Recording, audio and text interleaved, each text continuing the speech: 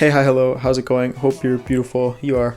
And I got this little inspiration today to pick up the dama and try to learn something a bit new, work on a new skill, and that is late juggles. And I happened to stumble across a tutorial that KROM Kendama, or I used to say KROM Kendama, and then people told me to say KROM Kendama, but now I say KROM Kendama. People told me to say KROM Kendama.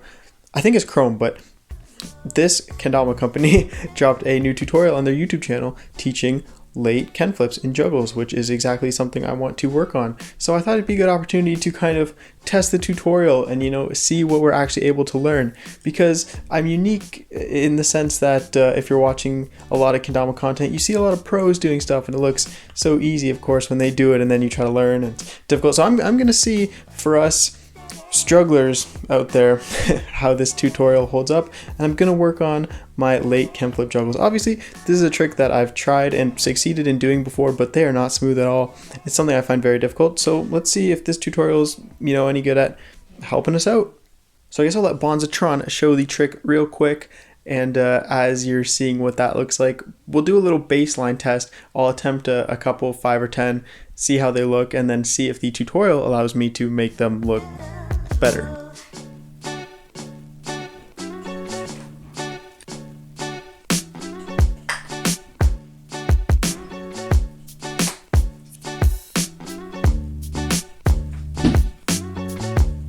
So you can kind of see my real problem with those is I don't, for whatever reason, have enough time to like re-enter the juggle after the kenflip. Maybe I'm taking too long.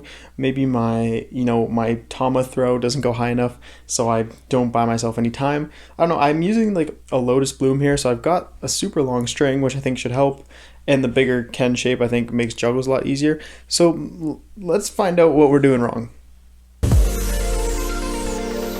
The most important part about nailing down the late ken while you are juggling is making sure you are getting a nice lofty ball each time you are doing the juggle. That is going to give you enough time to fire off that ken flip. Yeah, nice lofty ball. So that's like the smack of the juggle's got to go nice and high. This guy makes it look like so easy, and it doesn't look like it's going that high, like maybe a bit above like head level. It also helps which I feel like I'm doing keep that. My pointer finger out extended when I'm catching my juggles, and then to keep everything pointer finger to aligned keep on one the ken path aligned. there, so nothing gets too What does that even mean? and starts spinning Let's out of try that. control.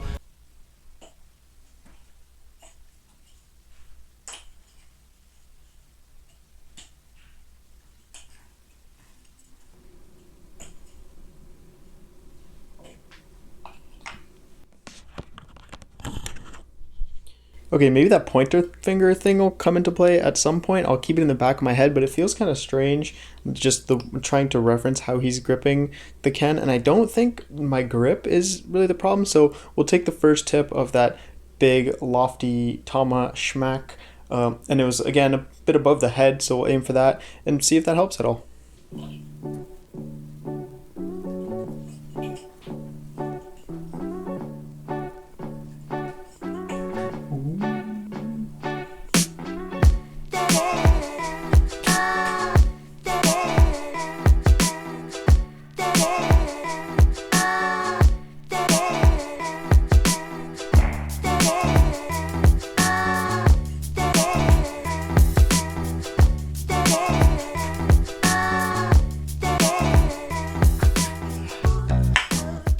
With that almost instant improvement, putting a lot of focus into smacking the tama basically as high as you can get it without the string going taut. It's good to watch videos like this to drill techniques into your head, because I figure, oh yeah, hit it as high as you can.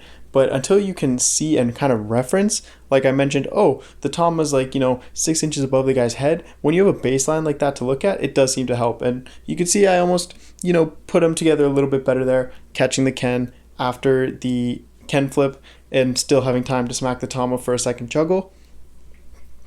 Maybe we're getting there.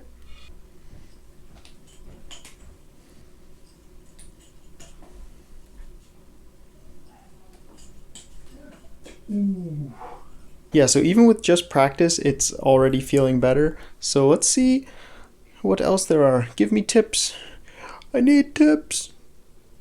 Just like you saw in the whirlwind tutorials, catching the ken nice and low will help you get that nice centrifugal force to whip those around nice and quick. The quicker you can get the ken flip around, Catching the better, the ken because it's gonna nice give you and more low. time to execute your juggle that you already know Hold up. and love. Just like you saw in the whirlwind tutorials, catching the ken nice and low will help you get that nice centrifugal force to whip those around. He says catching the ken nice and low, but then when he throws that ken flip off, he's a lot higher up. Maybe he meant catching the dama low? Because I guess that buys you more time. Catching the ken nice and low for centrifugal force. Okay, I'm just going to pretend I didn't hear any words he said, and I'm looking at the slow-mo footage, which is super helpful. If you're trying to nail a trick down, slow-mo footage helps me a lot. So it looks like, yeah, maybe he's catching the dama low, which will just buy him more time in the air. But it looks like the first ken flip of the actual juggle is low, and then you like progressively work your way up. So I think from all of that, if I put that all together, it's just kind of the tip to like expand the motion as much as you can. So rather than just being up here, start whoa, whoa, whoa, whoa, whoa, up here. I think that's kind of what he's getting at. So we need the big lofty earth turn and then kind of buy some more time out of the movement. Let's try that.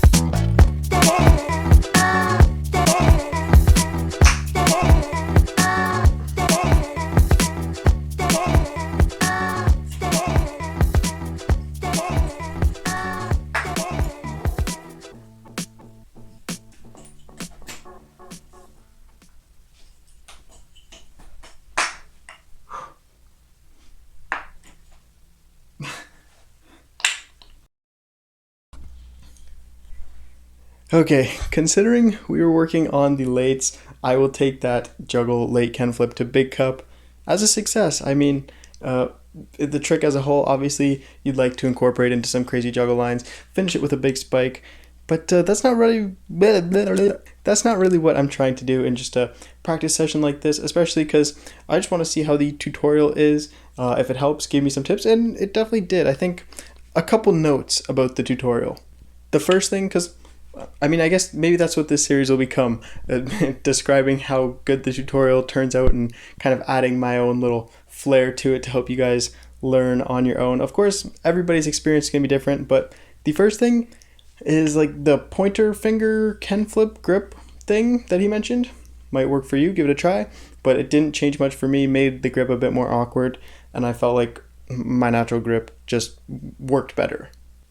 The second thing is maybe it got a little bit wordy, but I think his main points were trying to emphasize, of course, that high dama throw, and then when he was talking about the low ken flip centrifugal force thing, I think it was a little wordy. I think he was really just going for, stretching out that motion and also trying to flip the ken as soon as you catch it.